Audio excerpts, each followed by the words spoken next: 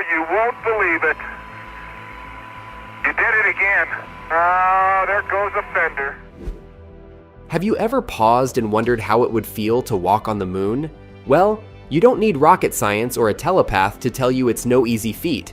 Neil Armstrong would pretty much agree after taking on the Apollo 11 project. Apollo was NASA's program led to a total of 11 space flights and walking on the moon by American astronauts.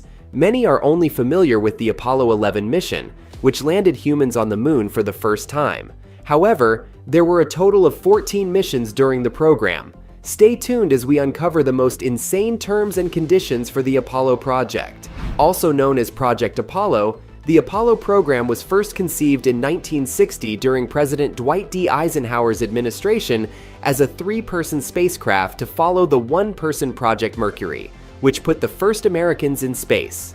It was later dedicated to then-President John F. Kennedy, as his goal was accomplished on the Apollo 11 mission. This was when astronauts Neil Armstrong and Buzz Aldrin landed their Apollo lunar module on July 20, 1969, and walked on the lunar surface for the first time. This project was the United States human spaceflight program carried out by the National Aeronautics and Space Administration,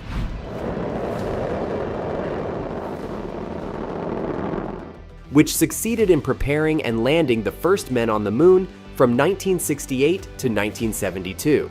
It was also the third U.S. human spaceflight program to fly, succeeding the two-person Project Gemini, created in 1961 to expand spaceflight capabilities for future Apollo missions. Before this national success, Apollo ran from 1961 to 1972, with the first crewed flight in 1968. It encountered a significant setback in 1967 when an Apollo 1 cabin fire killed the entire crew during a pre-launch test. It then recorded a success 2 years later. Unlike what you've ever heard of, there are pretty insane terms and conditions to the Apollo project you probably have no idea about. Apollo project, an incredible mission with more significant risks to the astronauts who chose to participate. John Kennedy took space exploration to new heights, placing the United States at the forefront. Although it isn't widely referred to as the space race, the Soviet Union and the United States had somewhat entered into a tight competition, taking the first steps to expand missile experiments and sending a man to space.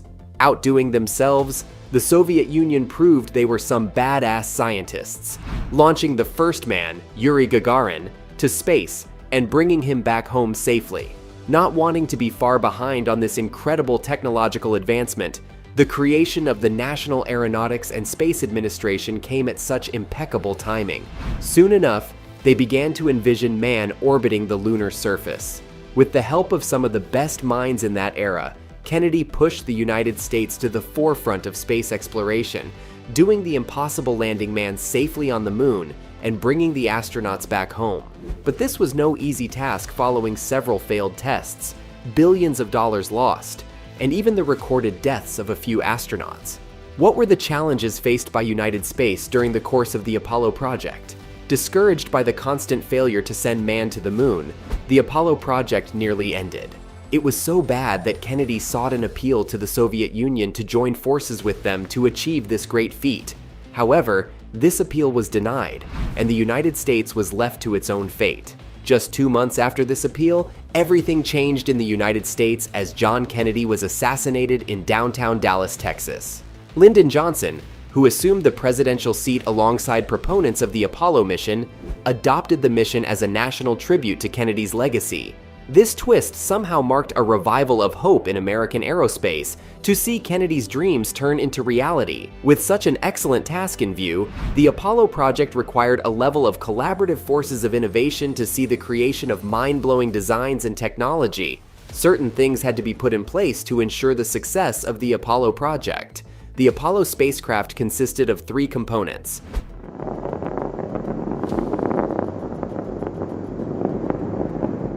a command module, a service module, and a lunar module. The command module is the primary component of the Apollo spacecraft, a 3-person craft intended for orbital, translunar, and lunar travel and landing back on Earth. North American Aviation constructed this with a command module and a service module. The command module housed the 3 crew members' quarters and was the Apollo spacecraft's control center. pressurized main crew cabin, crew couches, control and instrument panel, environmental control system, communication systems, primary guidance, navigation and control system, heat shield, batteries, reaction control system for attitude control, forward docking hatch, side hatch, 5 windows, and parachute recovery system were all contained in it. This is Mission Control Houston. Reroll program. It was the sole component of the spacecraft Apollo Saturn that made it back to Earth undamaged. The service module was depressurized and had a high-gain antenna, fuel cells with hydrogen and oxygen reactants, radiators to release waste heat into space, a reaction control system for translational capability, a leading service propulsion engine, and hypergolic propellant for entering and exiting lunar orbit. Throughout the operation, the command module and service module stayed joined. However, just before it entered the Earth's atmosphere again, it was discarded. The Apollo Lunar Module, a standalone spacecraft intended to land on the moon and return to lunar orbit, was the first real spaceship because it operated exclusively in space vacuum. It was divided into 2 stages, the ascent and the descent. The Grumman Aircraft Company was in charge of designing and producing the spaceship. As the mission neared the moon, the command module separated from the lunar module. 1 astronaut remained in orbit on board the command module, while the other 2 descended to the lunar surface using the lunar module. The lunar module stood 23 feet tall and 14 feet broad, with 2 sections, the top and lower ascend stages. The upper stage carried the crew, equipment, and an ascending rocket engine, while the lower stage housed the landing gear, lunar surface experiments, and descent rocket engine. When the mission ended, the lower stage was a launch pad and was left on the moon. The upper stage met with the command module upon reunion of the astronauts and was discarded. What were the terms and conditions to be met for the Apollo project? First and foremost, every lunar module had to be created from the ground up, using cutting-edge technologies and as yet untested space travel ideas. Also, the command module was the only component of the spacecraft that would return to Earth, so it had to be built to finish some of the mission on its own.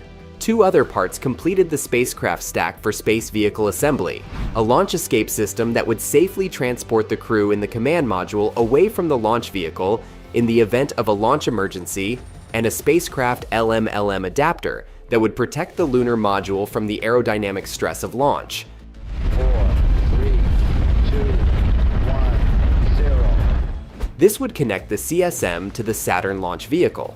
The Apollo launch escape system was designed to abort the mission by drawing the CM away from the launch vehicle in the event of an emergency, such as a pad fire before launch, guidance failure, or launch vehicle failure that would result in an impending explosion. If an emergency occurred on the launch pad, the LES would raise the CM to a safe height to let the recovery parachutes open before making contact with the ground. In the absence of an emergency, the LES was typically ejected around 20 or 30 seconds after the launch vehicle's second stage ignition. It utilizes a separate solid fuel rocket motor made by the Thiokol Chemical Company. Abort modes beyond this point would be accomplished without the LES. On the other hand, the spacecraft LM adapter was a cone-shaped aluminum device that linked the service module to the Saturn S-4B rocket stage.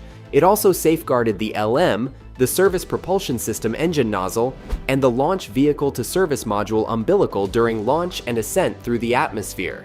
The design of the Apollo project required all hands on deck. Engineers, scientists, and technicians were needed to design and manufacture the necessary spacecraft, including the Apollo Command Module, Lunar Module, and Saturn V rocket. NASA awarded contracts to different aerospace companies and suppliers to design, produce, and test the Apollo spacecraft's components. This includes the Command Module, Lunar Module, and Saturn V rocket. These contracts would involve explicit terms for deliverables, dates, pricing, and quality requirements. No project can be carried out without adequate funding, and the Apollo project was not left out. The project's significant research, development, and testing required adequate finance. The Apollo program was one of the most expensive ventures in human history, with significant financial support from the United States government. The United States government provided significant financing to NASA, the agency in charge of Project Apollo, to assist program research, development, testing, and operations. Ensuring astronaut safety was paramount. This included rigorous spacecraft component testing, mission scenario simulation, and the preparation of emergency plans. Stringent safety measures were designed to assure astronaut safety and mission success. These laws address spaceship design, technical standards, testing processes, and operational protocols. Project Apollo required international collaboration, including exchanging scientific data, study findings, and resources. Agreements were reached with other space organizations and governments to improve collaboration and coordination. Each Apollo mission had clear mission objectives that outlined particular goals, tasks, and scientific experiments that would be carried out throughout the flight. These goals were developed with scientists, engineers, and government authorities. Ethical considerations were considered during the planning and execution of Project Apollo, including treating human subjects, animal welfare in scientific studies, and preserving environmental and cultural heritage sites on the moon. Contracts and agreements between NASA and its contractors most likely addressed the ownership and licensing of intellectual property rights connected to inventions, developments, and discoveries made during Project Apollo.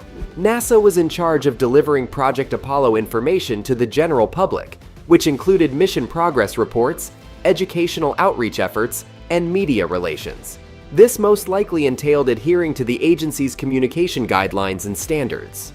Astronauts received considerable training to prepare for spaceflight's physical and psychological challenges, including simulators, centrifuge tests, and survival skills. Due to the lack of gravity in space, they also had to adapt to new feeding skills and breathing exercises. In summary, the Apollo project's terms and conditions were nothing short of exceptional, demonstrating the incredible complexity, ambition, and significance of humanity's mission to the moon. What are your thoughts on these terms and conditions for the Apollo project? Do you think they were really intense? We would love to see your comments on this video. Kindly like, subscribe, and share. Till next time.